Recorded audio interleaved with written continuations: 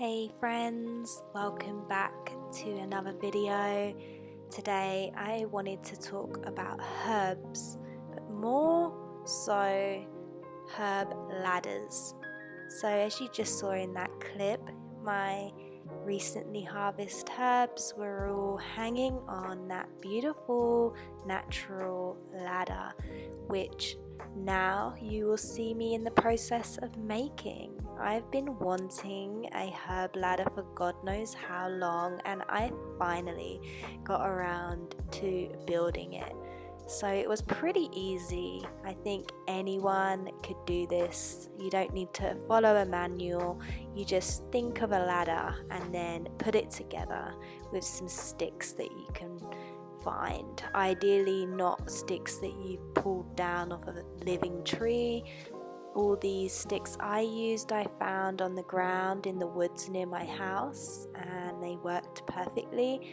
They would have just rotted away otherwise, so I was able to bring those home and put them to use and build this herb ladder.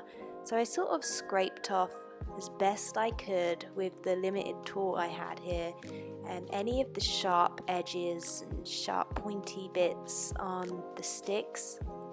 And then I just started to arrange how I wanted my ladder to look, finding the right size sticks, and yeah, I spent quite a bit of time here deciding what sticks I like to use, but I'm not going to go over everything I'm doing here.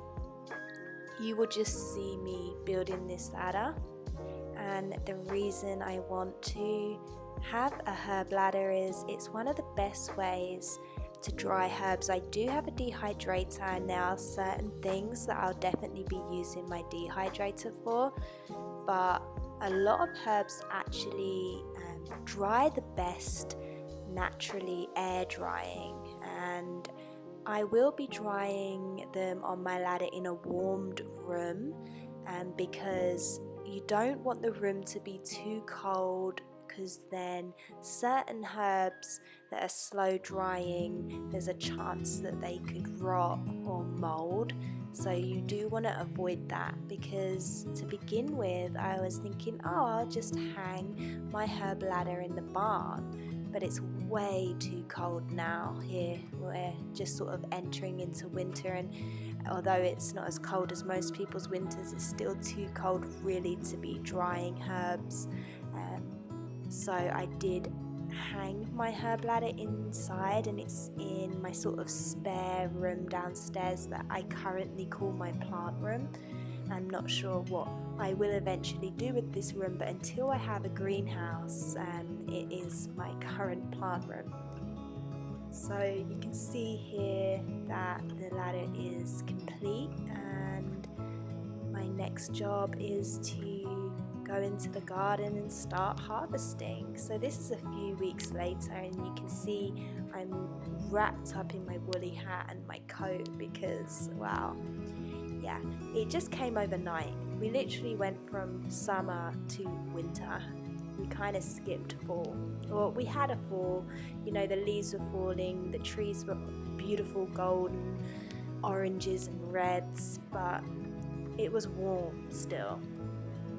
But you can see now we really have had a good bout of cold, and the frost is about to come. I think the first frost is due this week, so I did want to get as many of the herbs in that I know can't handle the frost so well in for drying. So here I am harvesting my lemon verbena. This was just one plant you're looking at now. It's almost a full basket, and I had 3 lemon verbena plants in total. So you see I moved the shot here and I'm on to the next plant, and lemon verbena did so well in my garden this year. I got a massive harvest, and so I do know that is something I will continue to grow here. I'm hoping that the plants I left in the ground will return next year.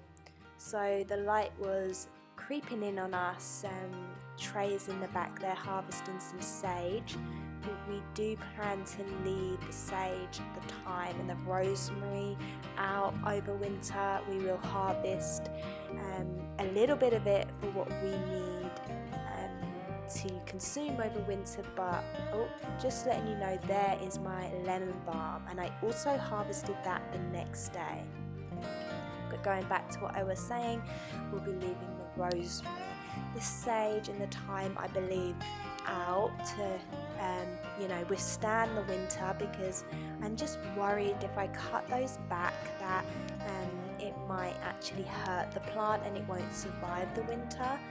And I've been working really hard on those plants this year. Just, they're such slow growers, especially the rosemary, so I don't really want to risk it, but we will harvest some of that because I love it for food and I love it in tea.